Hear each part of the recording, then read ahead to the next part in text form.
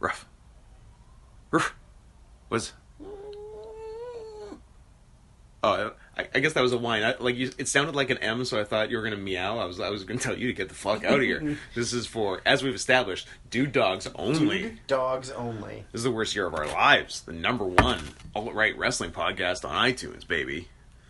We're here. Also representing Antifa. Also representing Antifa. And, by the way, the #1 alt-left wrestling podcast as well, topping both charts. We are definitely tops. We are tops. Which maybe you told me, actually. Was it you that told me that, like, the gay community is 10% tops, 90% bottoms? I think we had, I don't know if it was me telling you, but we had a discussion not that during long ago. our research on the gay community. I think what it was that I had mentioned that a former coworker of mine is now dating a man and is... Sorry, is now dating a man? So that wasn't always? And so is now bisexual, which PS means you're gay. I looked up bisexual in the dictionary and it said, see gay. And I think that our conversation got from there, because then I said, whenever I meet gay couples, I'm always really interested in who is the top and who is the bottom. Yeah. Like, it just, to me... It's easy to tell. Not Actually, always. I guess not always. Yeah. And I think the thing for me is that it's not because I, like, want to know whose butt's getting pounded. I mean, that's a small part of it. But I think as a almost exclusively heterosexual man... For this half of your life. Yeah. Hashtag second half gay, guys. It's the dynamic... Not even the dynamic, because, like, if you go on a date with a girl... Yeah. You pretty much know that, like, you're the one that's giving. Yeah, you pretty much know whose penis is going in whose hole. Yeah. But... Although, it's funny when you don't, when you go on a date with a girl.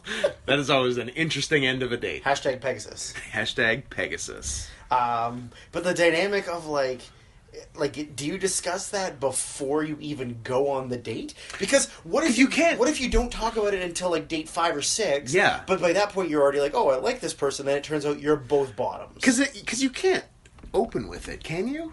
I don't know. That's the thing. Like, to me, that seems like something that is moderately important. Yeah.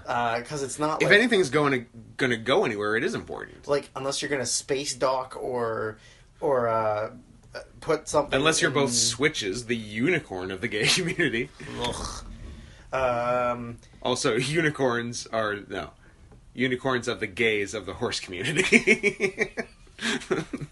They're double gays. Yeah, I don't know. That's always just been weird to me, because, like, I'm not going to need to find that out ever in my life. Yeah. Because when I do the second half, I'm automatically a bottom. Because when you're older, you're automatically a bottom. Oh, I guess. Just let the younger guy do the work. Yeah, of course. That makes sense. All them young Filipino boys, hairless and supple. Yeah, so you can almost pretend they're not boys, which is easier as you're transitioning to it in the second half of your life. Of course. You don't just go directly to bear. No, you can't, like, immediately put the leather hat on. Yeah, and, like, a guy that is, like, 2 times your size and is going to smother you. Like, no, you can't do that. Yeah. You go for what you know, which is petite, womanly figures. Yeah, you go Christopher Plummer beginners. But only if you like your life, and then you go for the nice, feminine-looking ones, and not settling for things, and then... Sure. Getting a piggy. Taking what you can get. James. Piggy James. Guys, remember when they called Mickey James Piggy James because she was only 10 pounds underweight? That was a great time in our nation's history. I just remember that article, like, when there was those nudie pics of her that talked about how she didn't like to wash her gear or her underwear or something. Oh, yeah. And I was like, I'm immediately off Mickey James. Thanks, not interested. She is a piggy, after all. She's not Miss Piggy, though. No. Is she still employed?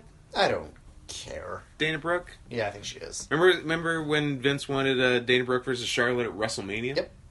Because she looks like a man, and that's what Vince likes. Vince is a gay man. Oh, that's the thing that's been that I've just been like shuffling around the house, giggling to myself.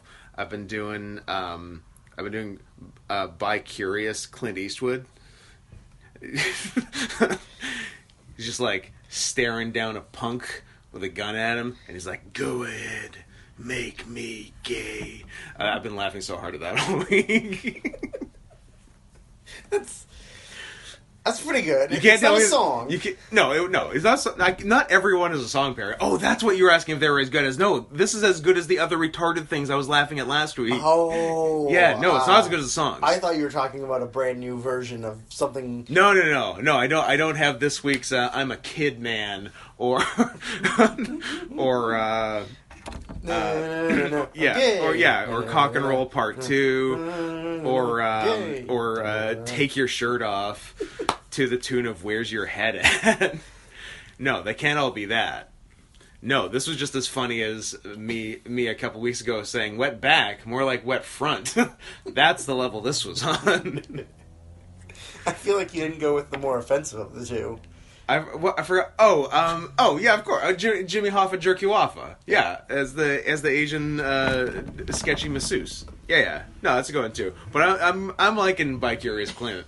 I've been Go Ahead Make Me Gay has been getting me there. That has been uttered more times in your household than anywhere else in the world. Yeah, it's been doing it for me. Doing the damn thing. Doing the damn thing. Secret gay Clint East. That would be interesting. That would be an interesting reveal. Yeah, that's not going to be revealed, in Scott. his 90s. It's not going to be revealed. I don't know if anyone is less gay by choice than him. How about Kirk Douglas? How about Kirk? Has anyone ever come out after the age 100 before? No. That would be cool. I think it's like you get to your 60s, and I think you stop giving a fuck about what people think of you. Yeah. And that's when most of them are. Yeah. I can't imagine the late come-outs. Like, who would you be waiting? Like, usually people don't. Your judgmental dad who lived to 125. That's what I was going to say. It's like the only people that usually you're afraid to come out to are your parents. Yeah. So once your parents are dead, you can just tell the world. You can just be gay. Unless you've secretly raised your entire family Christian, and then decide, oh well, I can never tell anybody about this ever. Whoops! Take that, President Pence. Take that, President Pence. You're not my president. You know what? Yet. He's not my president yet. Hashtag not my president yet. Hashtag Pence 2019. Not my president yet is such a confusing hashtag. Because it's like, not my president yet. So are you against him, or like, do you want him soon? Or we're going to find out what Twitter tells me the hashtag not my president yet is. Because like, if you wrote something about Hillary Clinton and then wrote not my president yet, we're like, this means like, I don't want her now, but maybe later. She's not my president yet. Is the hashtag turning up anything on Twitter? What's the tweet machine? It's a picture. It's a picture of Kanye West, and it says, "What if Kanye West was president?" Hashtag President Kanye. Hashtag not my president yet. We did it, guys. Let's get that trending. I'm Scott. And this is Drew, by the way. There's a lot of stuff from December and November of 2016. That seems like the time that is for Trump that just says, not my president, and then yet is all capital.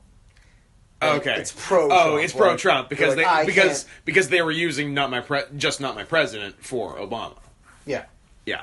That makes sense. But the only recent one was from April that said, oh my god, what if Kanye was president? And it only got one retweet, and that was it. So it must have been a post by somebody we know. By someone with more than 400 but less than 500 followers. Somewhere in there. Yeah. That sounds about right. Someone whose last name was just because they were a younger hipster and thought they would be cool to do that. Yeah. Nailed it. Yeah, what else is going on? Girls with wieners and Falaba liking my tweets, and yeah, Drew's trying to book a match. The best match. I'm not even trying to book it. I'm just trying to get somebody with the connections and the money. Because your tweet was like, to just read my tweet. You're like, someone who can do this. Like, get at me. Yeah.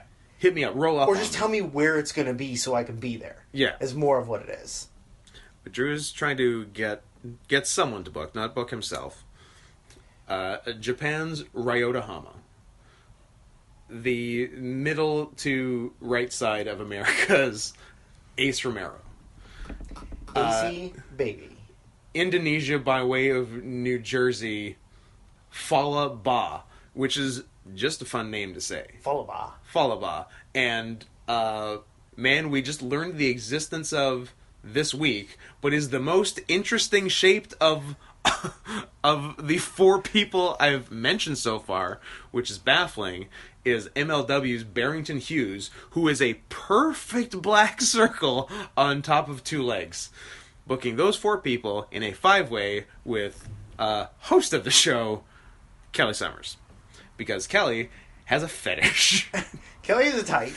Kelly is also the greatest wrestler, living or dead. Kelly is the greatest wrestler, living or dead. If you don't believe it, check out recent professional wrestling match, Kelly Summers as Caden Talbane versus Chris Wolf. Good job breaking the kayfabe, but whatever. Whoops. And then... Or anything Kelly's done in the last, 2 years. Yeah. Pretty much. I can't remember the last time he had a bad match. It's impossible. You know why? Because he's the greatest wrestler, living or dead. It was probably against me at the last VCW show. Probably. But that's not Kelly's fault. That's because of his opponent. Yes. I don't even know what match we're talking about. The last VCW show, Kelly and I. You didn't have a singles. On the original last VCW show. Oh! Before we did I Sucks Dicks. I thought you had a good match there. Yeah, it was fine. Huh. Kelly couldn't blade, no matter how hard he tried. Oh, yeah. And then we put a hole in a wall that ECCW tried to make us pay for, and we never did. And then we just didn't. And, yeah. That was a good time. Yep. Radio silence. This is great. I can edit this. I'm not going to, but I want people to know that I can. You have the physical ability. I'm very good at computers. Well, let's go back to tops and bottoms. I have seen the future, and it is computers. Let's go back to tops and bottoms. I insist. I have seen what comes out of the back of I've seen porn. I have. I have, in fact. Brag. I've seen what comes out of my butt. Mm-hmm. I don't know that I need to go near anybody else's butt. Except every girl you date. That's different as girls. Okay. They're not. I can't get AIDS from that. I mean, that's Wait, true. Can I? No, that's fine. Oh, okay. So I don't really want to be a top, but I also don't know that I want anything shoved in my pooper. No, I don't think I do, and also I don't want to have the maintenance be on me. Yeah, that's true. Because I like to keep my butt gross. I don't want to have the shaving and cleaning. I think you just get waxed and bleaching. I guess you just go scorched earth on it. Yeah, scorched earth erotica. But all the good Cradle of Filth album. But all the lotion, balms and salves and lotions and potions and unctions and tinctures and smoothing milks and who has the time? I feel bad that all of our Cradle of Filth fans heard me say that was an album. It's actually a song on an album. Andrew. And now I'm channeling my inner Dan because I needed to explain to you the specifics of some band that no one cares about or likes. You should probably tell us about their record label and other cool, even lesser known bands on said label. Oh, I don't know if I could. I don't know if I can tell you anything about them. I think they're British. They are in fact British. You did it. And the lead singer's name is Danny Filth. And they're his Cradle. I hope it's a family band, and it's the whole Filth family. The Filth crew. Yeah. The Filthy Animals. Are they the Filthy Animals? Are Cradle of Filth the Filthy Animals? Yeah. Is that what you're asking me? That's what I'm asking you. Drew, I got a surprise for you. Yes, they are. First album was 1994, so they were around when they existed. They're around. The album itself was actually called Midian. And was their second album called Viscera? No, unfortunately. Although it does sound like it could have been, right? Midian, Viscera, Farouk, Bradshaw. I mean, the theory kind of drops off after Farouk.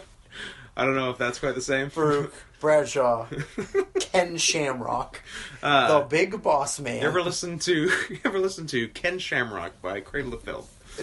Their fifth album.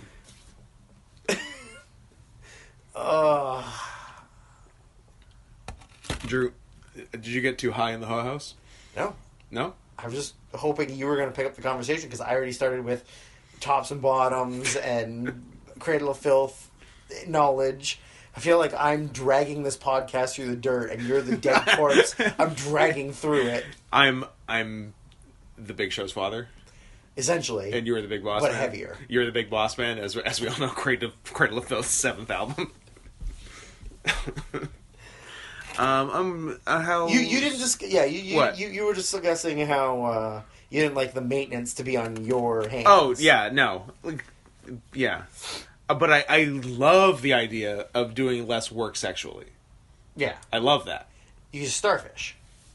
Yeah. You'd probably fall asleep. I would. I would. Love to fall asleep fucking. I would. I'd love to fall asleep fucking every night. And wake up also fucking.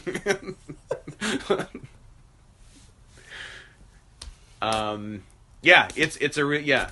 Yeah, I don't think I want stuff in there. I don't want to have the upkeep. But I'm very... Chemical castration? I am very lazy sexually and regularly. So you are a cat. That part would be nice. But yeah, I don't know if I would. But we'll find out like in a couple of years, right? Sure. Well, you're past the halfway point of your life. No, not even close. Not even close. Yeah. No, I'm... You're almost at the 3/4 mark. Look, I can't be because I'm not coming out until I'm older than 100. So I got plenty of time to go. I guess that's true. I have literally decade to go. But does that mean that you're living the first half? So you're going to live to 200? That's right. I'm going to live to 200. We're the world's first 200-year-old man who came out at age 101. That's insane. That's my story. I don't... The things I will see. Trump's presidency. Probably not. Trump's second presidency. Trump's third presidency. As he removes presidential term limits and dubs himself the new Emperor. FDR, starts rolling around in a wheelchair for no reason. Emperor Trump. Devises a social plan called the newer deal, where he takes away Social Security.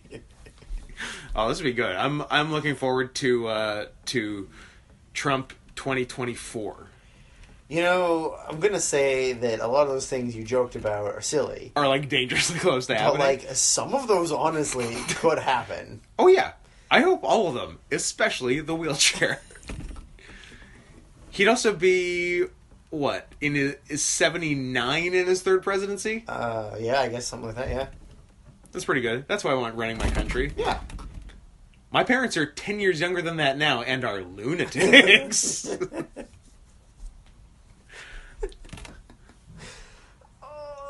So I'm just imagining giving either of my parents $1 billion and then saying the military. Yeah, and then no, just of their own money. Of their own they have trillions of dollars of like play money. Yeah. And yeah, they're just saying go run the free world. Yeah, I don't know if it's the free world anymore. Ooh. That's a hot take. Well, money's on fire. Housing's on fire. Yeah. Human health is on fire. Yeah, literally our province is on fire. The weather forecast, and I'm not making a joke, this is a real thing. Like, you open up your weather app, and instead of sun or cloud or rain, the weather forecast is smoke. It just says smoke. Not smog, which is only half smoke. Or smaug. Or smaug. Which is a full-size dragon. Yes, and will cause desolation, if I'm not mistaken. Sure. But, yeah, just smoke. Just the sun... The sun is probably there, because there's some daylight. But you don't get to see the sun anymore. Or the moon. Or the tops of trees. But we're wearing masks right now so we can breathe. But things are going real smooth here in one of the better parts of North America. I can't imagine what it's like in the worser parts. Yeah, especially closer to it. Yeah. Yeah. So that's what's going on with us. Snow. How quickly do we have to get into wrestling? Is the broader question? Is this still a wrestling podcast? Nah. Okay. We gave up on that a long time ago. Follow-up question: did we smoke enough loud? Probably. Did one of us vape so hard they shit their pants? I didn't. Did you? I didn't, but I think you may need to reassess your situation because you were having a time over there on one of your particularly sick rips. Hold on. Last time I was the one that shit my pants, so this falls on you. No, it doesn't have to go. I think it does. Back forth. You gotta. It's not assigned. It's whoever shits their pants, and you did. Yeah, you were wearing used pants right now. The time before was you. No, the time before was also you. No, the time before was you, because that was when you took a rip. You mean the time before last? Because last time was also you. Sorry, last time before. 2 times ago was maybe me. Because you ripped so hard. Yes. That you almost died. I did almost die. I blew out a hole in the back of my pants. We had to throw out that chair. I had to throw the chair. They had to clean up the whole area with acid. They hate so hard. They have to use acid to clean it up. I love acid poops. They're my favorite. They're the best. I feel like you had some today after we ate a combined $190 worth of KFC. When I ate the first real food I've eaten in 2 days, yeah. Yeah, I guess that would have played a role as well, huh? I didn't think about that. Went right through me. You snatched that gravy up. Yeah, I forgot. I knew you hadn't eaten. Neither of us had eaten today, and then we went out and I just bought a KFC franchise, and just said, "Yes, we'll take this place." And then we put the down payment and signed papers, and then we just ate all the chicken in the place and boarded it up and abandoned it. But don't you wish you were that rich? Oh, to just buy a KFC, eat what's there, and leave forever. Yeah, just burn it down for the insurance money. Yeah, I'm looking forward to that irresponsible money. Mm-hmm. I feel like I could do some damage with that. I could do some good bits, because that's a good bit. Yeah, that is a good bit. or just buying the Washington Redskins and promising to rename them and just name them the Washington N-words. What's the N-word? Naked skins? Naked skins. Nerds. You're nothing but a big nerd. I forgot. That's a good promo. Yeah. I wish we could get Billy the Fridge A on the podcast and B to say the N-word. And C out of the bed he's stuck to. Yeah. currently amassing bed sores. Billy the Fridge. Hey, shout out to Billy the Fridge. Seattle rap superstar and gigantic human being. And genuine piece of shit. Whoa. Second. Got him. Got him. I think that's the only way we can get him on the podcast is by antagonizing him, so I like your approach. Gotta get him angry enough that he cuts a diss track on us. Ooh. We could be a modern day Ricky Farrow.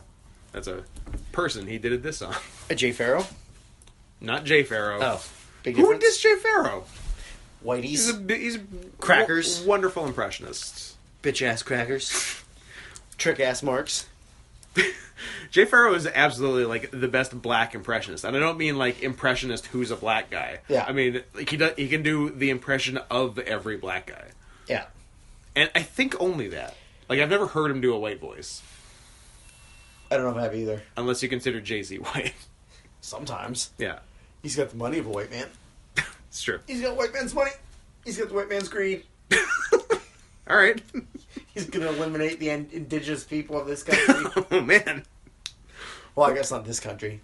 Their country. What if Jay-Z killed all the Indians? Again. Here on Drew Smith's Hardcore History. Cradle of Filth, and if Jay-Z had killed all the natives. What if Cradle of Filth was the filthy animals? It's not what if, it's they are. This is here's a new fact. I gotta stop playing with this plastic on my drink. That cannot be good for audio. Yeah, I can't imagine it would be. I'm drinking a thing of iced tea from 7-Eleven, but it comes in a glass bottle, so it's cost $17, and it's pretty good tea. It's anyone's interested, it's Argo tea. I'm working with a Carolina honey black tea, a little bit of wild honey in there, a little bit of splash of lemon, and it's a nice piece of business, guys. Today's podcast brought to you by Argo tea.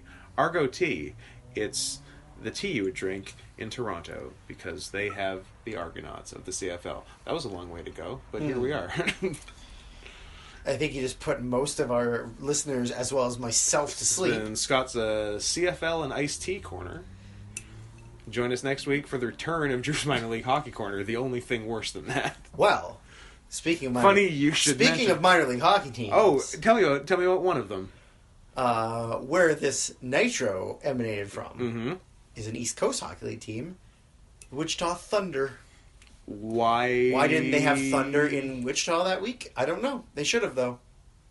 Actually, yeah, they wouldn't even need to make shirts. They'd already have them. Also, why are the Wichita Thunder on the East Coast League? Why was there California teams in the East Coast League? You know what? Why was there a team playing in Victoria in the East Coast League? I feel like these are all more pressing questions than my Kansas one, so let's answer those first. Does California know they're on the left coast? You can tell them that. I don't know that they're going to listen to you over their damn rock music. Over their damn chili peppers.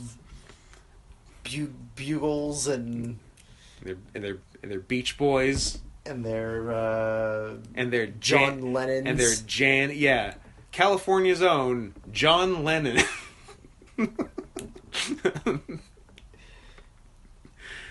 And Texas native Paul McCartney.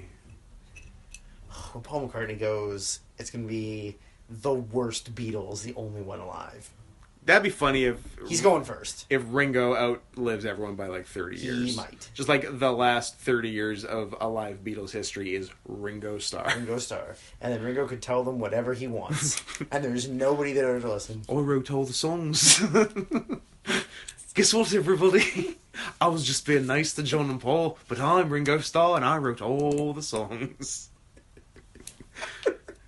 I do like an alternate reality where Ringo's the only one alive. I'm kind of liking my new character, only talented Beatle Ringo Starr.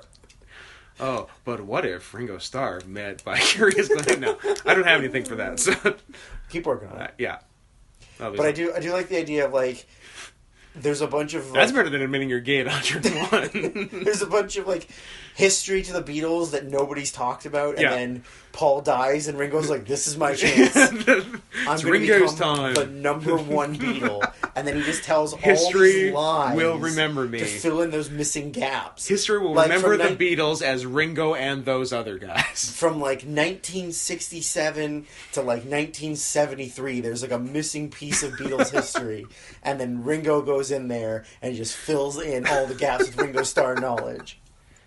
That'd be the best. Oh, and also we have our thumbnail for this podcast. It's the funniest picture I can find of Ringo Starr. He was in a movie in the 70s that was called like... Sgt. Pepper's Lonely Hearts Club Band. Yes. He played Steve Martin. Much as Bill Bixby played Lou Ferrigno in The Incredible Hulk. He sure did. I'm going to say, his real name isn't Ringo, is it? It might be. People are weird. Yeah, fuck, it totally is. Liverpudlians are weird. Quiet. My dick. Well, we are just about bang on half an hour. That is correct. For the preamble, the prelude. I don't even know what we're doing anymore. I'm completely... My life is over. You've lost everything? Are you just in a K-hole? In a K-hole? Yeah, ketamine. Yeah. We have, after smoking, like, as much loud as we could for this episode, I feel like we've plateaued as far as that goes. So I have suggested bringing heavier drugs into the mix. So stay tuned for the Oxy episode. Or the Homemade Perks episode, which is just Oxy and Tylenol. I'm going to look up what's better for podcasts oxycodone or Percocet, and then we'll do that one. So stay tuned for that. Drew showed me a funny picture of Ringo Starr. That's pretty good at getting kissed by some... penis. It's a dinosaur penis. What? It looks like... I don't know, it might be. It looks like Aubrey from Little Shop of Horrors. Yeah, something like that. But I don't It's from a 1981 movie called Caveman. Starring Ringo Starr and Dennis Quaid and Shelley Long. It's an interesting group of folks. God, Dennis Quaid has always been fuckable, though. Good for him. He's a handsome man. Good for him. And Randy. I'd kiss him. Shelley Long, quite the babe. Pretty good there. She's bad now. Oh, yeah. You don't look at her now. No. I have to turn off Modern Family when she comes on. Yeah, she is an old, gross vagina.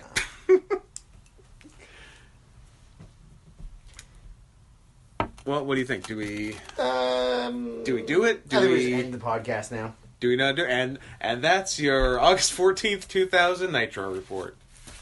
Join us next week, maybe. Who knows? So, we're in Wichita. August 21st. I keep saying 14th. That was last week.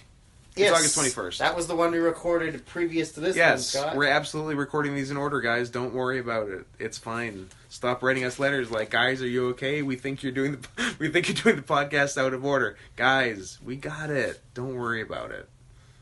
But thanks for caring. And thanks for all those weird nudes you send. You can do it now. Okay. We start off with a recap of last week, which we've totally already seen, so we knew all those things. Yes, because we're definitely doing these in order. We get some garbage. Recurring thing on this episode is Vince Russo on the phone with Scott Steiner.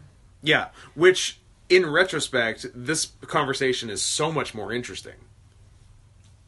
Yeah, of course. It's way more interesting than the whole show. Yeah.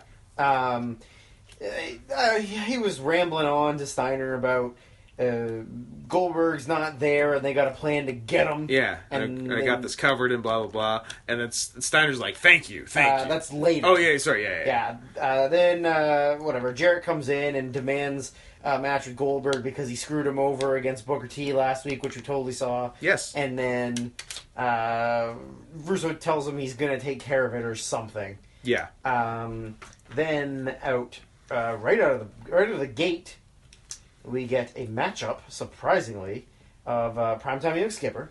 Yep. CFL Grey Cup winner. Yep. Facing off against... True or not true, by the way? Not true. Okay. Didn't play in the CFL, was on practice squads, and that's it. Yeah.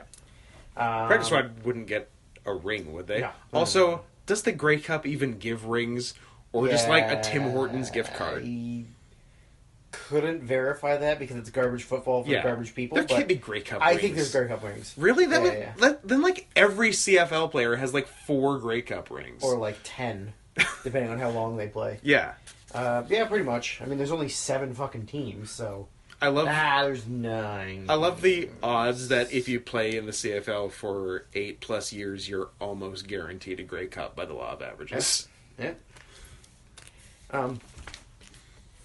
So he is against what I guess in theory is the worst and or tied for worst member of MIA, Lieutenant Loco. I was gonna say Hammer's the worst, but he's gone. Yeah. Now we have a wall in his place. Wall. And the wall can do some fun things. Sergeant the Wall. Sergeant Wall, Man, it never occurred to me that they downgraded his article from definite to indefinite, from the to a. Yeah. It's too bad. Now he's just AWOL. He used to be the Wall, man. I'm still happy that they were... It's the Wall, they were Berlin and the Wall. Berlin and the Wall is fucking sweet. Pretty good. That's really good. Pretty good. We did not get much... Really good. We did not get much Alex Wright in our lives. He comes back in 2000. Does he come back in later Boogie 2000s? Nights. That's late. That's already... That's like 2000. Is it? Yeah. They're around for quite a bit at the end. Holy fuck. And I think they're there maybe in the beginning of 2001. Wow. Yeah, because Alex Wright is a superstar. Wow. Oh, wow. My My notes for this mostly They mostly come at night. It's sloppy. And then the finish was Elix bringing the chair in, swinging it at Lieutenant Loco. Yep. Who then picks up the chair and tries to hit Elix Skipper with it. Ref takes it away, and Elix puts on his gray cup ring. Yeah. And punches out Chavo and then pins him, which they exclaim he's using his gray cup ring.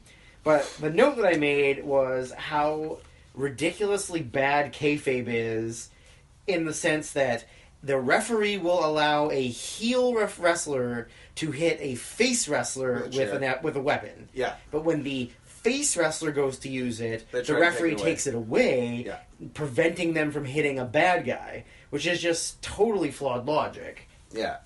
I was figuring Elix was going to win this match, but I wasn't confident that he was going to do the move I wanted him to do, because I don't know if he does it anymore, or if he just did it like on Saturday nights when he was a rookie, and also that there are no fucking actual clean finishes in WCW, so there wasn't. So he won the match by hitting someone with a fake ring. But what I wanted him to do was what I know was his finisher when he was skip over, which is a very strange name. Sounds kind of racist. Yeah, Doesn't it? Makes like the education system skipped over him. Maybe. He was a child left behind. Except he was secretly much older than you think. Was he a child soldier left behind? Could've been. Soldier left behind? No child soldier left behind. But yeah, his old finisher before he started doing the was that the play of the that was MVP, the playmaker, the showstopper, the icon, the most flamboyant, The whole effing show. I'm just giving Shawn Michaels nicknames. He's the whole effing show. What the fuck did Elix Skipper call it? The stun gun. Okay, you're done. But his awesome move beforehand was he would go up to the ropes facing away in moonsault position. Then he would drop from standing on the ropes to a handstand and stick it.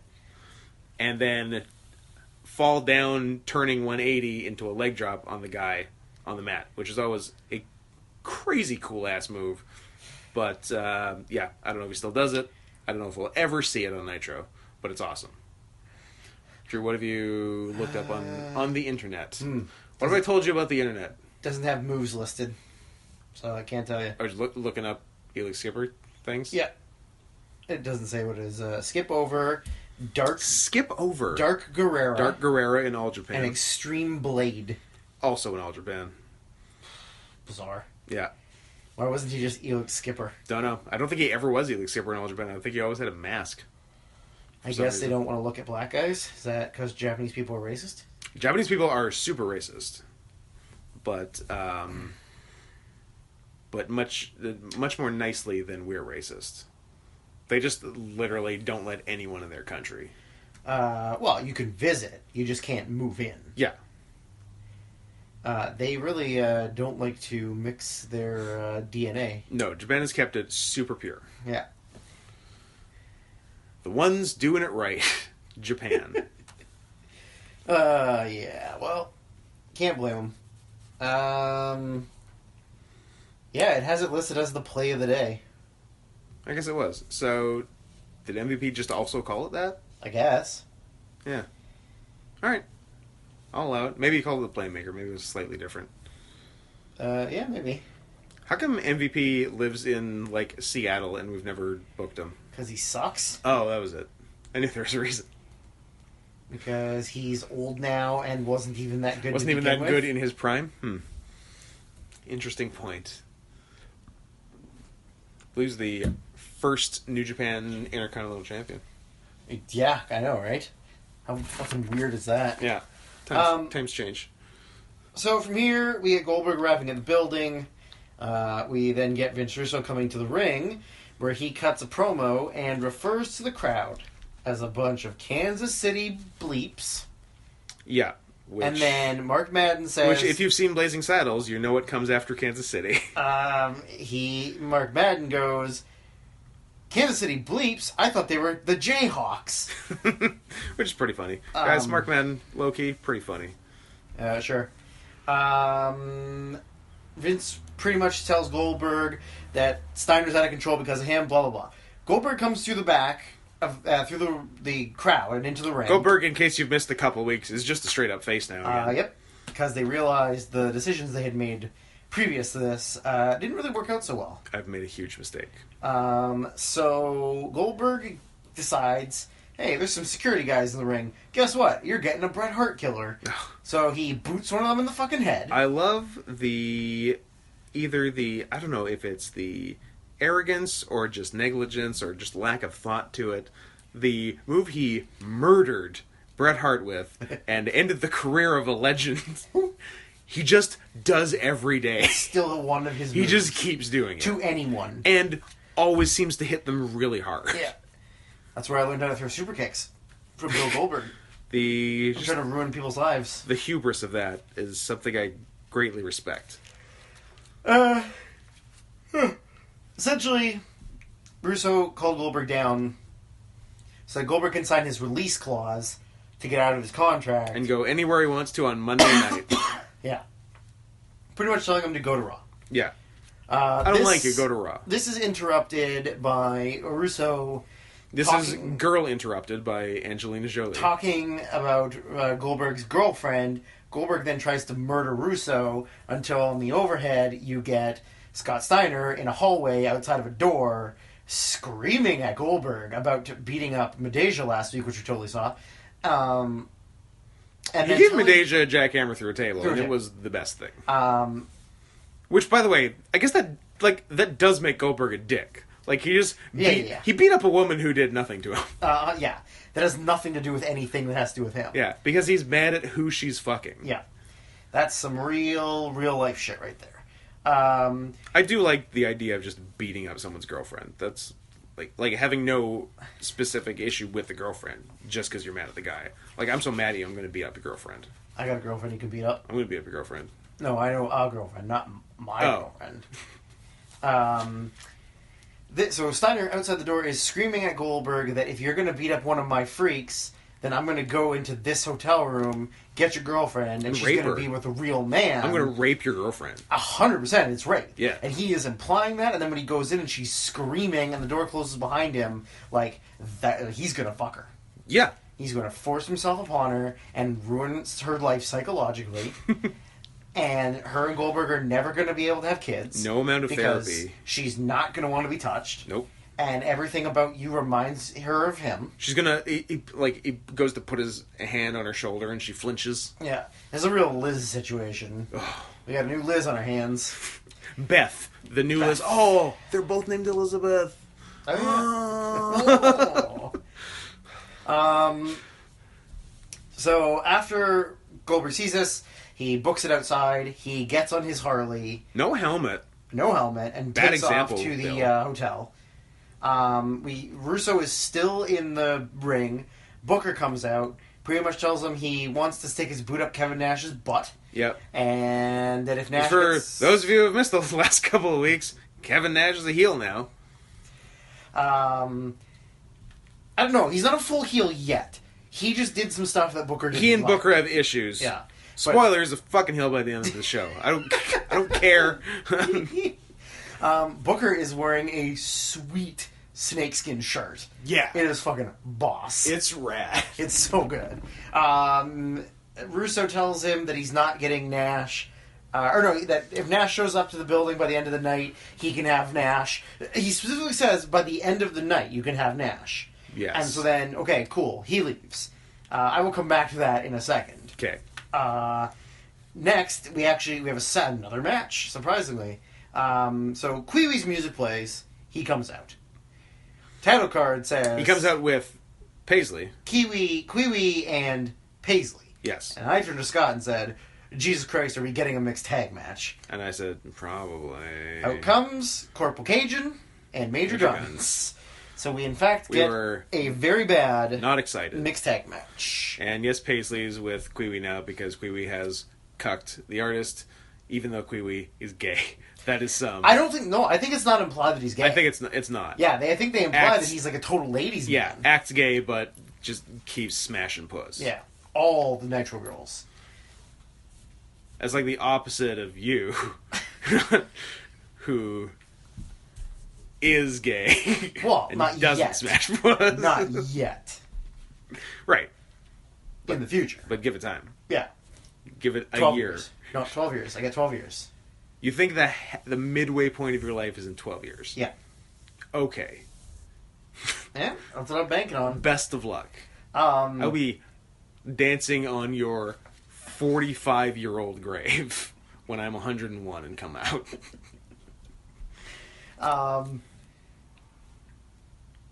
In the commentary team, for whatever reason, they make Scott Hudson be the pervert. Yeah, even though Mark Madden is sitting there. And there's a literal pig in a Hawaiian shirt 2 seats away from you. Yeah. And you're the pervert. And that's who you go and with. It seems so unnatural. It doesn't work. Scott Hudson is such a straight man. Yeah. Like, he's a statistics guy. Yeah. You know, he's not like... But he's making, like, pervy comments about, like, he wanted... Scott Hudson is probably autistic. Scott Hudson is Ben Affleck in The Accountant. Takes one to know one. Game recognizes game, spectrum-wise. So, during this match, there was a couple different points where there was men-on-women contact, which I then... As became a theme. This is what I realized, is, like, WCW loves... like, spousal abuse. Yeah. Like, they fucking love it because they know their audience, the South. The South, who also on board with spousal abuse. But, like, there's so much of it, because, like, it's crazy. Deja got jackknifed. Jackknifed, remember? Oh, she did get jackknifed. Oh my god, jackhammered. Oh my god. How many times has... Drew, is Medeja okay? I don't know. I'm worried about Medeja. Like, how many times were, like... You know, DDP would, like, grab Kimberly's arm real aggressively. Or, like Bischoff was doing it to Liz. Yeah. Like, it's non-stop spousal abuse. Liz, at this point in Nitro, I assume, is just in a women's shelter. She's in hiding. She's in witness protection. She witnessed a lot of things that she needs to get protected from. It's okay, she'll be fine. But there's like, a couple, like, you know, men bumping women, like, shoving them down stuff. Yeah. We then get a horribly blown... slingshot into the corner on... Oh, yeah. Cajun's giving it to Kiwi, and then he just doesn't, like... You know, his legs separate. And Paisley's standing in the corner. So he's giving him the slingshot into her, and it's just so slow, and he gets his legs open as he's coming up. No leverage. It's like Cajun had never done one before. Yeah. I feel like nobody knows how to do a fucking slingshot properly. Yeah. Also, Cajun did a wrestling move that neither of us have ever seen before, but it was completely deliberate. It's exactly what he wanted to do. That was the move. It just, no one's ever done it before. He set it up basically just like a Northern Lights suplex. He, like, put himself in a front face lock on the guy. Yeah.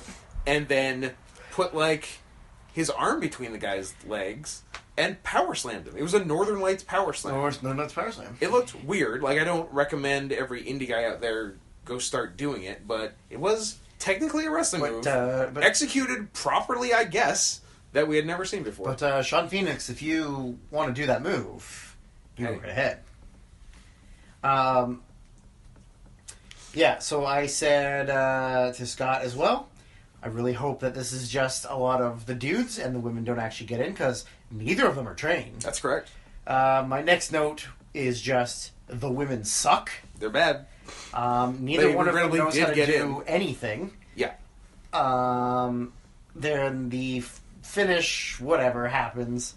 But then Paisley and Kiwi get back in and beat down the two of them. Yeah. And it made me realize, like, MIA are the most beaten up faction in the company. They get their asses kicked, like, whether they win or lose, they get their asses kicked after every match. Like, they won the match. Yeah. And then got their asses kicked. Yeah. They have nearly a perfect winning record and look terrible always. Yeah. It's weird. Then we get Russo calls Steiner and tells him that Goldberg is on the way, and that's when they cut to Steiner, and he says, "Oh, thank you. I need this. Yeah, I got a boner." And as we find out, that phone call is about an arranged rape. Deranged, which is so much better than an arranged marriage.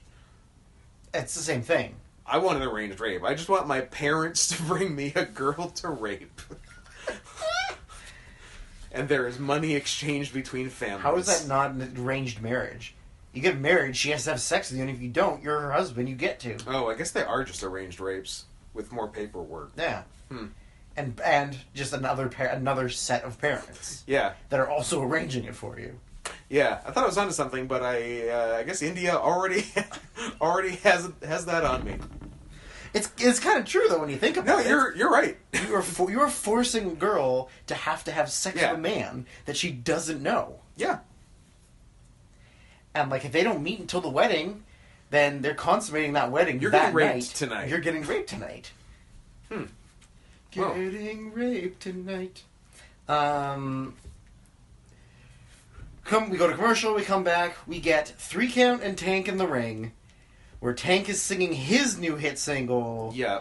Nothing but a Tank Nothing thing. but a Tank thing. Not to the tune of Nothing But a G Thing, even though it should have been. With 3 Count doing But I the guess backing 3 Count vocal. refused to sing colored music. No, come on. They're all hip dudes. I guess they were all probably in their year 2000 wigger stage anyway. 2 of them are from the Carolinas, so... Yeah. Probably. And the other's from Florida. Yeah, but Florida's whatever. Like, Florida's all over the map. Yeah, Florida's a weird one. Then Tank decides that he's a sad boy because they're not singing it properly. He's like, no, do it he better. He wants to quit the band. Guys, you're not practicing. He's shutting down the studio until somebody goes and gets him Cambodian breast milk. Yeah. So he goes to leave. Breast milk, you made my day. He goes to quit the band. Shout out to Chappelle's show. Good show. Great show. Right? As he's going to quit the band, he's walking up the ramp. He gets jumped from behind by the Dark Carnival, who bum rushed the ring and beat the shit out of 3 Count. Recent 24-hour tag champions, the Dark Carnival. Yep. They come out holding some title belt that we can't decide at first. It's like, what is that? What is that? And so I'm running through the old WCW title Rolodex. I'm like, I don't think it's any of these. Also, it's red, and I don't remember a red one. It was one half of the United States Tag Team Championship belts. There you go. Sure. So you said it was probably the Juggalo Championship. They have to say ship on TV. But it's actually shit. Wrestling. Don't tell your mom, guys. Title.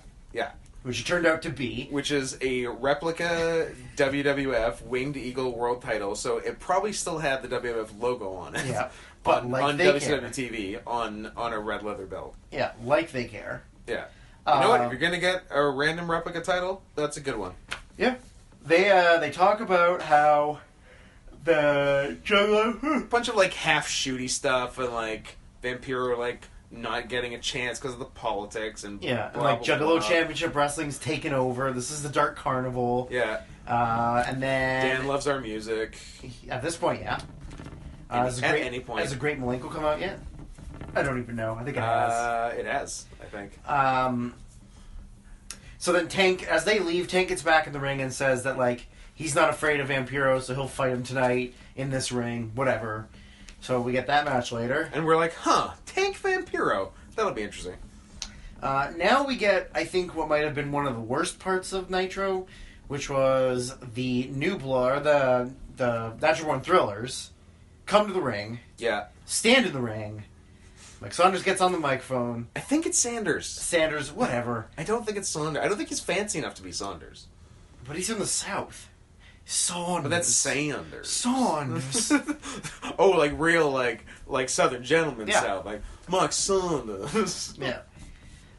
He Down on the proceeds plantation. to literally introduce each member of the Natural Born Thrillers. That Saunders has dozens. That Saunders has dozens of house boys. Nickname, what they're known for, how big their penis is. Yeah, Are they and, like, cut? some of Are they them- uncut? Some of them were wrong. Yeah, because he said that John Stasiak was 6'5". And then that Sean O'Hare was 6'5". They're different heights. They are different heights. Sean O'Hare is taller than Sean Stasiak. Yeah. Also, he billed Reno as 6 feet 250. I don't think if he's 6 feet even. I don't think he's 250. I don't think so. No. I mean, he's big, but he's built, not but, big. Yeah. So I believe every stat he gave was wrong. I agree. Maybe Chidrak being 6'7" might be true. Yeah, that's about it. Or maybe he said 6'6". I don't know. I think Jindrak was 6'6". Yeah, which That's probably right. may be accurate. Out comes the newly face, in case you missed it over the last Yeah, in couple case you haven't been weeks. listening the past couple weeks. Filthy animals for are faces. They come out. Conan throws some shade at Tank.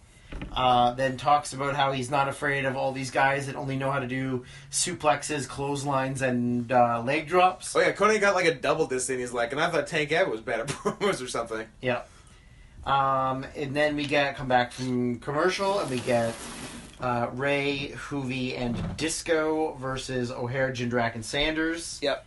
Kind of a fun match. It was had like some cool it was like moments. an all-action 6-man. It had a Falcon Arrow like right off the start. Right off, yeah. Like Hoovy, like I think does like a springboard cross body, and O'Hare catches him, and then just herks him straight up, and then stalls it, and then gives him a Falcon Arrow. Yeah, that was interesting. Then Glenn Gilberti gets in. Yeah. And my note was Gilberti. Oh, the swinging neck breaker. Well, yeah, that was my note. Was Gilberti, you suck. Signed Drew was my note. Yeah, that was, but that neck breaker was at most 50% his fault. Jindrak took it. I would say 100% though. Like I think Gilberti's fault. Yeah, I think so. Oh no, I think Jindrak took it shitty too. I mean, maybe he is pretty green still, but it was a terrible swing neck breaker. It's that shitty swing neck breaker where like the guy taking it doesn't really swing with it, and then both people land facing the same way somehow. Yeah. Ugh. Yeah. It's a very common spot, but it never really works out.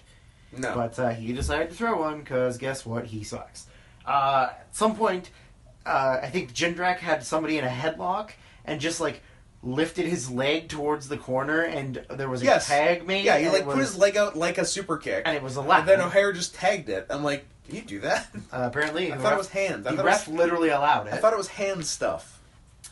On commentary, Madden asks Conan if the titles are on the line. Conan says says, anytime that we're in the ring and we carry these belts to the ring, those titles are on the line. Bunch of stuff happens. Turned out not to be true. And then Shivani says, I just got word from the back. This is not for the titles are not on the line. Because it's a 6-man and you mental retard. And no, yeah, pretty much he said, they make the matches, not you, so the titles are not on the line. Yeah. Which Conan just kind of ignores. Yeah, Conan just then threatened to make him toss his salad and peel his potato. There was a very cool O'Hare powerbomb on Ray. Yep. Yeah, really good powerbomb. And then it started to get a little bit sloppy towards the end. Yeah, because it like broke down and like everyone got in. But it was like bad breaking down. Like people didn't really know where they needed to be. Yeah, it was just a bunch of people. However, it did end with Tigress getting in the ring. Yep. And getting knocked to the ground. And guess what? Violence against women. Yeah, violence against love interests. This must be... I bet this is the record for most finishing maneuvers performed on women. On one show? On one show. Yep. 3? 3. Yeah, I would say so. They lay her out. Sean O'Hare gives her the safest Shanton bomb ever. Looks great and super safe. Barely touched her, I bet. Sean O'Hare, what a waste. What a waste. Could have been the man. Sean O'Hare, what a waste. Juventud Guerrero, what a fucking waste. Yeah. If he wasn't such a pain in the ass, yeah, who loved to get buddy-buddy with Cowboy Bob, he could have done something with his life. But instead, he's a DJ and he sucks. Just swapping Hep-A back and forth. So I did write that the match was sloppy, but good.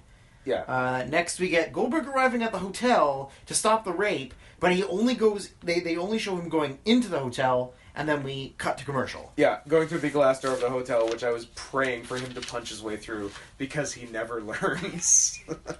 Glass! Damn! Glass is my greatest enemy, but greatest weakness. How did you know? That's a thing I keep remembering to bring up since literally like January or February, one of these podcasts. Because we were looking up the 2000 New Japan Dome show. Yeah. And the weird-ass card that it was. Yeah. And Goldberg wasn't on it because he punched a window and the window won.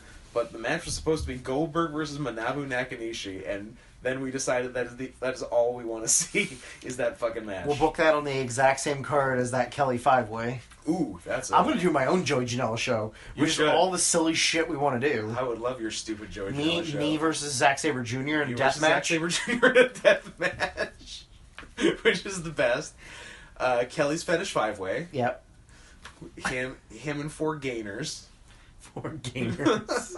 I did think of one silly spot that I wanted to happen where, like, they're all standing around Kelly and Kelly gets fired up and just, like, bop, bop, bop, bop in a circle. Like, hits all of them and then gets fired up and then they all just very slowly lean in and smush him in the middle.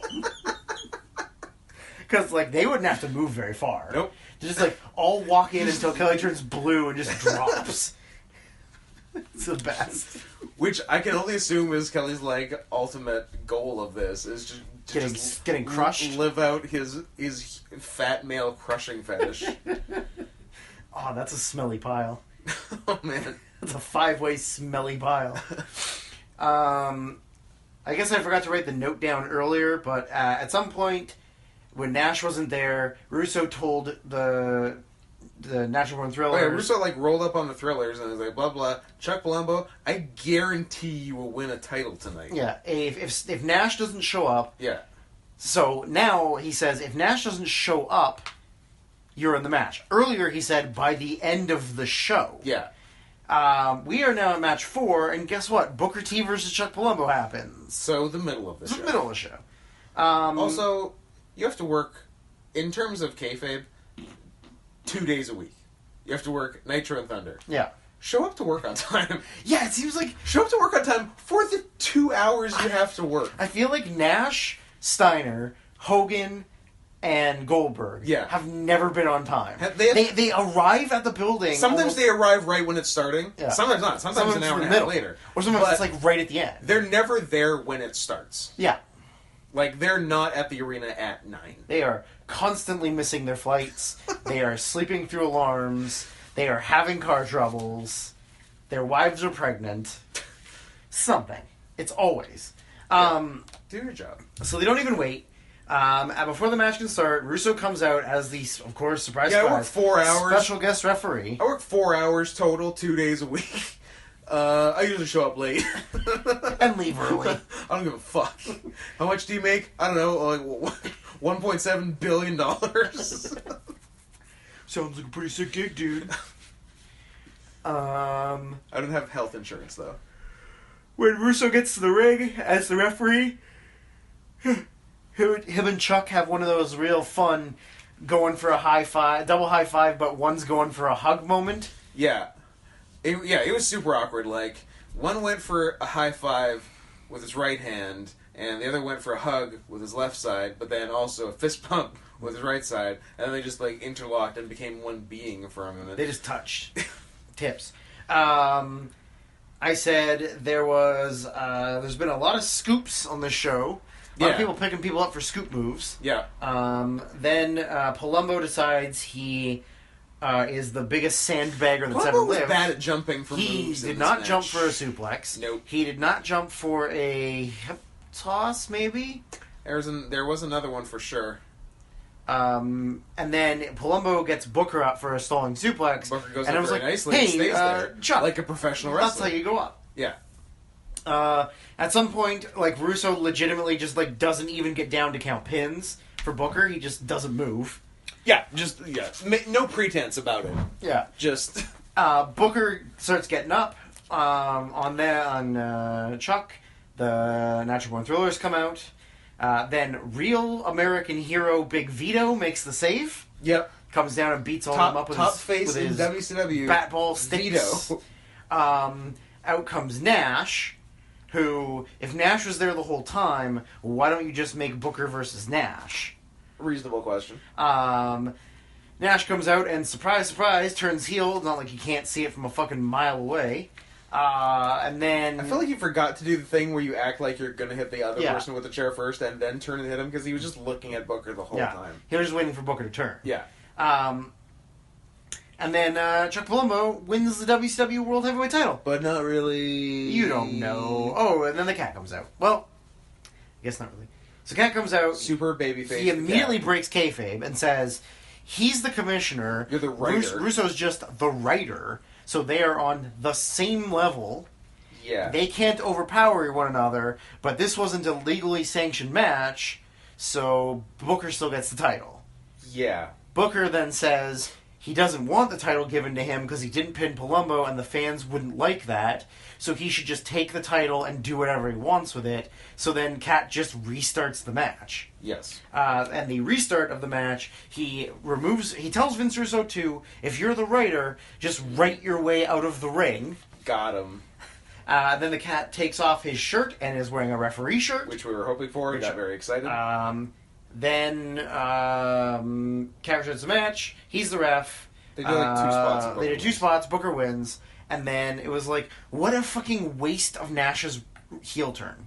Yeah. In the middle of a dusty finish that isn't even involved in the finish, and that guy still wins. Yeah, and then just leaves. And just leaves. And the guy he attacked still won. Yeah, what a total fucking waste. Then we get to the hotel again, where Goldberg decides he doesn't know how to run upstairs. Oh my god. He is the most uncoordinated man to run upstairs I've ever seen. I couldn't tell if it was because he was like trying to do 4 steps at a time, or he was too wide for the stairwell. He was too wide for the stairwell. But the way he ran up the stairs is like that video of those black guys, one of whom looks like Biggie Langston, doing like a crazy run down the street to Take on Me by Aha. Yeah, you know what I'm talking about. Yep, that's what Goldberg looked like doing that. Yeah.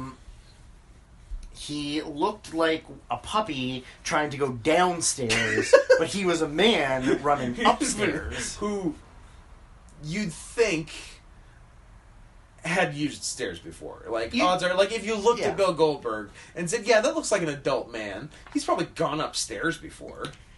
Gone up, yes. Ran up.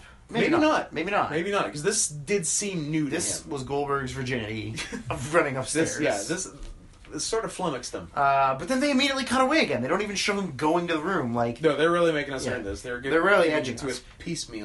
Next up, we get Vampiro versus Tank Abbott.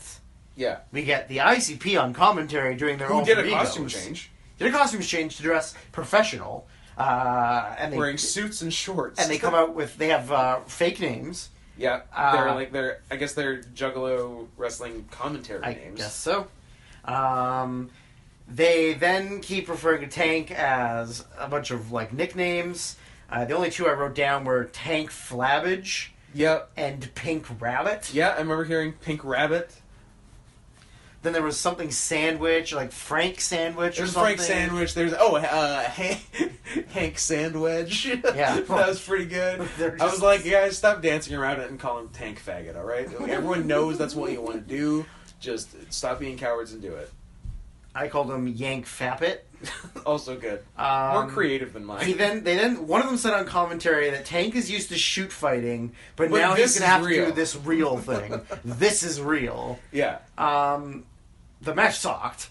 Yeah. It was so bad, but we got the greatest bump in the history of bumping. This had the best wrestler ducks a move and guy hits referee spot of all time. Little Nate might be low-key the greatest bumper of all time. Holy shit. He takes the punch real well.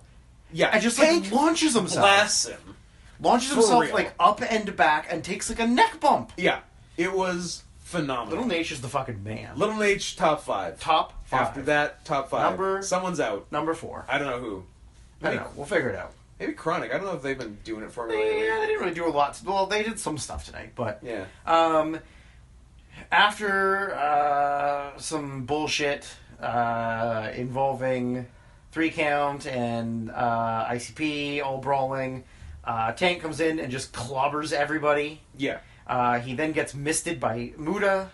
Yeah. And then the Great Guard... Muda, who I can only assume during all this like Juggalo shit is just looking around going, oh, I wonder what they're doing. He has no concept of what a juggalo is, or a hatchet man doesn't translate to Japanese. They're paying me more than they should for me in the year 2000. They're paying me 2001 money, but they don't know I'm going to get good again. I know, ask questions. I wrote down the note that Tank is used to getting blasted in the face by sticky stuff, so it was not a big deal for him. Boom. It seems like after see earlier, Tank faggot. After Dark Carnival leaves, he kind of seems like he's quitting 3 count, and then we looked, and he only has they wrestle Works on Thunder. The next day on Thunder. They do all 4 Dark Carnival members versus 3 count and Tank. Nice. They lose, and then that's Tank's last wrestling match for 8 years. Until his one match in IGF in 2008 against Josh Barnett, which sounds like it's worth watching. Maybe. 2008? Yeah. Yeah, I'd watch it. We go back to the arena where we get Norman Smiley versus one of the members of Chronic, Brian Clark. Yep. So it was revealed to us. So Norman, of course, as we all know, won the Hardcore title back last show. Yep.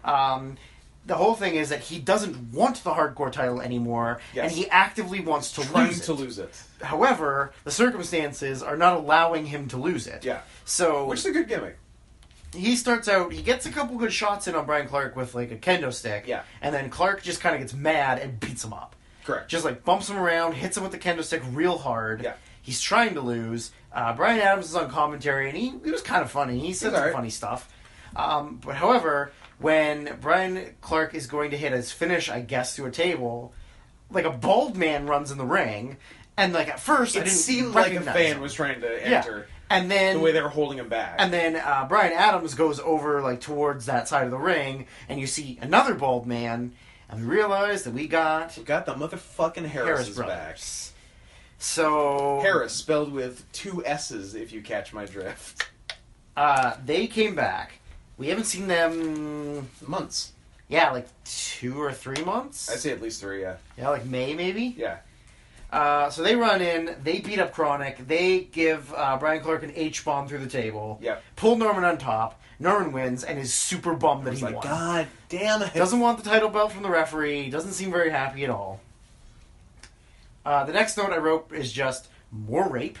More rape. Steiner now has her, so Goldberg gets to the room, kicks in the door, waves in the 4-4, finds a note written on the mirror in the bathroom that says, "She's safe. I have her at the back of the arena."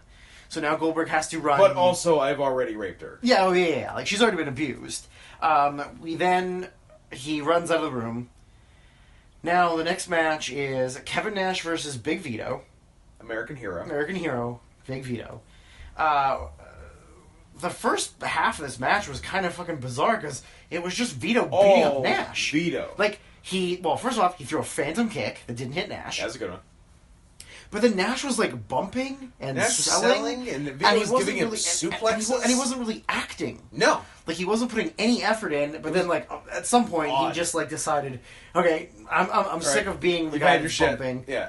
So then he just beats up Vito for the end of it. But then Booker goes to run. Jackknifes him once. Yeah. Goes for a second one. Booker goes to run in, and Slick Johnson calls for the DQ way too early. So fast. Before Booker's even attacking Nash. Which is not like WCW MO.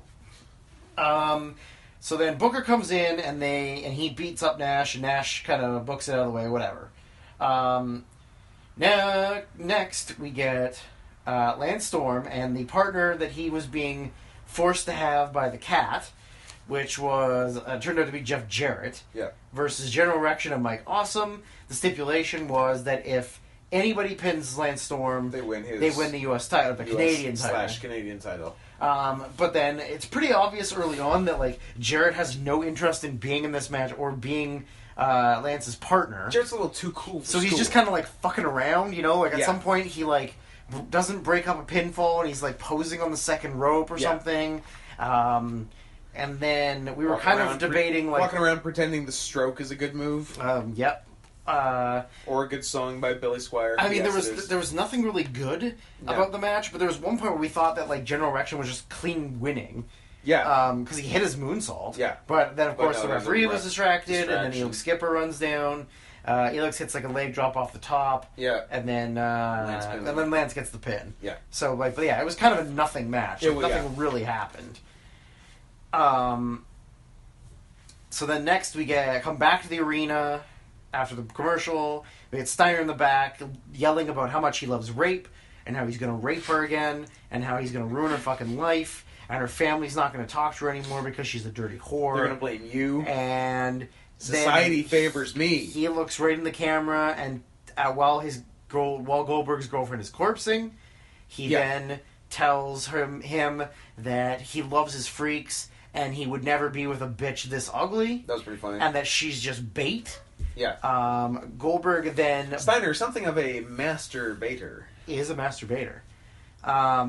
Goldberg comes out as he's making his way to the ring. Jarrett runs up behind him and gives him very ginger chair shots. Yeah. To which Goldberg is kind of no-selling. Which Goldberg kind of acknowledges as gentle and just keeps walking. Takes the chair shot, goes to his knee, gets up, then just and walks walks to the ring. Yeah. So Jarrett has to hit him like 3 more times. Yeah. Doesn't turn and clobber Jarrett. Nope. Doesn't run. Yeah, he's largely ignoring Jarrett. Just walks. Yeah. I don't know if that's their way of saying, like, oh, Goldberg's real tough. Or Jarrett's a bitch. I mean, Jarrett is a bitch. So they get in the ring. They start brawling. Down comes Booker to make the save because, like, they don't have any other faces. So even though... Yeah, we're like, oh, who's going to make the save? Yeah, like, I guess Booker, because, like, who's the next highest face? Well, like, I don't know. They don't even have one. They like, don't, right? Even considering that Booker's not really involved with Jarrett or Steiner, he just has to make the save. He's the only main event. And then, of course, that brings out Nash. Yeah. Which then we realize, like, oh, this is the NWO reforming. Like, I'm not actually Nash, Steiner, Jarrett. But like, they started as a team at the beginning of the year. Yeah. Over the course of the first 7 months, 2 of them turned face. Yeah, and have turned back heel. And then have turned back heel, and now they're all like vaguely aligned again. Yep. And then out comes Rick Steiner, who is carrying a lead pipe, and let's not question the validity of that lead pipe. He hit people, as I said, if it was lead, he was hitting people very hard with it. He hits... I don't know if you've been hit with a baseball bat speed swing with a piece of lead. I have. Okay. I survived. So you know. My skull did not cave in. I was not leaking gray matter. Anyways, they decide that they're going to beat them up. They handcuff Goldberg to the bottom rope. They then grab his girlfriend. Steiner puts her in the Steiner recliner and chokes her the fuck out. Yeah, essentially kills her. Kills her, just murders her. Rapes Scott Steiner raped and murdered a woman. Like, this whole show was nothing but spousal abuse. Yeah, it was at this point where we really came to the realization, man, WCW hates women. It's almost as if someone in charge of writing these is an emotionally stunted man-child who hates women. But we couldn't figure out who could potentially be responsible for that. So we just sort of let it go.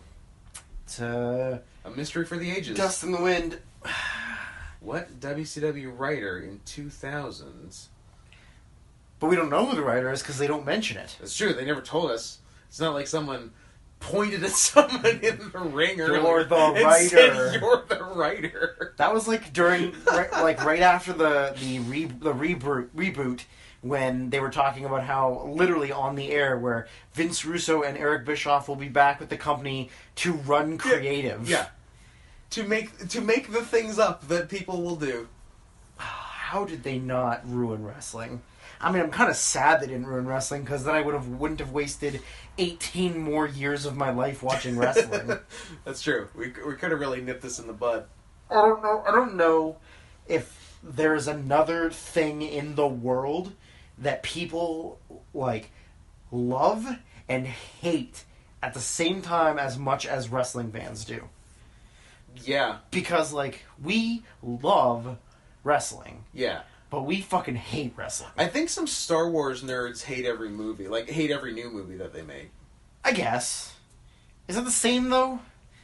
I don't think it's exactly the same, but it's the only other comparison I can make. You know, yeah, like, I mean, I wouldn't imagine, like, a professional sport isn't like that. Professional sport, not really. Like, other movies, like, superhero movies, not really. People, like... Yeah, but I think the fans of those like those. But I feel like movies and music is a hard thing to compare it to. Yeah. Just because it's such a wide thing. You know, it's not like, literally, I can't think of anything. Like, skateboarding. Like, professional skateboarding or something, right? Like, yeah, I love skateboarding, but, like, I fucking hate skateboarding. Yeah. Like, It's not I gonna be- I that's not have gonna be the case. so many fond memories of wrestling over the course of my life, but I've also wasted my whole fucking life on wrestling. You know, like when you start watching it when you're 4 years old, Yeah. and now you're 32. Like your whole now you're 30. your whole fucking life has been wrestling. Yeah. You know, there's so much wasted knowledge, like So much. brain space up here that is filled with wrestling knowledge that I don't need to have. Yeah, that could be like my family's birthdays. Or like remembering all of my my key phrases that don't trigger me. Or long division. You know what? Long division's hard. Long division is hard. Try doing it. It's not that easy, especially when you're an old man. Once you're old and retarded. Ooh, probably shouldn't shake the table. Yeah, God, I hate wrestling. Yeah. Even like watching good wrestling makes me hate it. I remembered a thing that I don't enjoy doing today. I do not enjoy watching wrestling on a very full stomach because when I'm watching wrestling, I'm thinking about me doing wrestling. But if I'm super full, it just makes me want to throw up. Yeah, It's not good. I do actually. I do know what you're saying. Yeah, You know what I'm talking about, right? I feel that too. It's bad. We did watch good wrestling today, and by good wrestling, I mean probably my new favorite death match of all time. Ryuji Ito versus Kankuro Hoshino. Big Japan. I think their big sumo hall show. I want to say July 20th, 2014. It's the match where Hoshino wins the deathmatch title. And it fucking ruled. I've never seen a more, like, lighthearted, delightful thing as deathmatch, and also the grossest shit I've ever seen. Some real gross shit on that. I mean, it has probably... I would have to really think about it, but it's like scissor board, Yeah. leaving a syringe in your mouth for at least a quarter of the match. I'd say almost half. I would say almost you know half. what? Yeah, Like might have been almost almost the second half of the match. Like it's like that's it. Like number one, scissor board. Number two, leaving a syringe in your mouth for most of the match. Long-term syringe. Yeah, Yeah. That was real fucking We gross. just kept screaming at him to take it out. Take it out like, now. You're standing up. No one's hitting you. You can take the syringe out of your face. You have a needle sticking out the outside of your cheek. Because the syringe went in the inside of your cheek. Inside of your cheek. What was the other one that was... Oh, the sitting on the chair on top of the scaffold, Hurricane Rana. Oh, yeah. And almost hitting the turnbuckle. Yeah, because the scaffold is already, like, you're halfway across the ring. Yeah. And now you're coming down with a Rana, like, you know, you've got maybe 8 feet to work with for your Rana bump off a scaffold. So, yeah, so he just, like, blasts his legs on the turnbuckle. Or, like, oh, hope you didn't break your legs today. Yeah. And then he did what I was really hoping for, which was senton off of the scaffold was the finish. You got your wish. That was fucking killer. Yeah. We got to see a Kasai and Masada match. Kasai Masada, CZW Mania Weekend 2013. Anyone trying to search it out? That had the fucking skewers. Skewers. So he they tried the skewers Kasai on each other like 3 times. He goes to give it to Masada the first time. Yeah. And they just doesn't stick. Go. He like jams them in, hits them, and they just drop. And like it looked like he did it right. Yeah, he 100% did it right. Like the jam looked good, and he hit them hard to get them to stick in, and not a single one stuck in. And then they reverse it, so then Masada goes to give it to him. Same thing, hits it hard. Hits it hard. They just nothing drop stays. Off. So then he goes. Kasai goes up to do something. Yeah, Christina Von Eerie. Eerie And gets nutted by Christina Von Eerie on top. In. Yep. She grabs them. Yep. Looks like she did pretty well. Hits them real hard. And nothing. Yeah. So then Masada gets up. And he's like, grabs them. Masada is like, fuck this. And aims for the forehead. Right in the middle of the fucking forehead. Yeah. Hits it real hard. The whole thing stays in. And then it stays in, and then just hangs by one skewer stuck under his skin. Deep. So they're all just hanging in front of his face, and then eventually they drop. The one is still there. And then he takes a bunch of moves. Then he takes like 3 German suplexes with Jesus. the thing, with the skewer just sticking out of his forehead. Oh, and the gusset plate. Yeah, so they have the gusset plates on 2 ropes across from each other. So they tease it a bunch, and Kasai gets like whipped back first into it, and it's like pretty bad, but like whatever. But then he like runs at Masada, who drop holds him, causing his forehead to rake across the gusset plate right on the way down, and then just red everywhere. It's the most blood I've ever seen that doesn't involve a dead body. It was everywhere. And then Masada got like his arm cut up pretty bad. Yeah. And then His hand too. And then they just wrestled until they couldn't wrestle anymore. Yeah. Masada tried to powerbomb Kazai, couldn't, pinned him anyway, and that was the end of the match. Yeah. They literally wrestled until they were done. It was the Kenny Rogers first one to finish is done. It was crazy. So I was raised on the dairy, bitch. recommend both of those. Masada Kazai, April 5th, 2013, and Ito Hoshino, Big Japan, July 20th, 2014. And if you can't find them, hit me up. I have them. So there, slide into those DMs, baby. Drew, you smoking weed again? Nope. Drew, we're Oxy boys now. We're Oxy boys.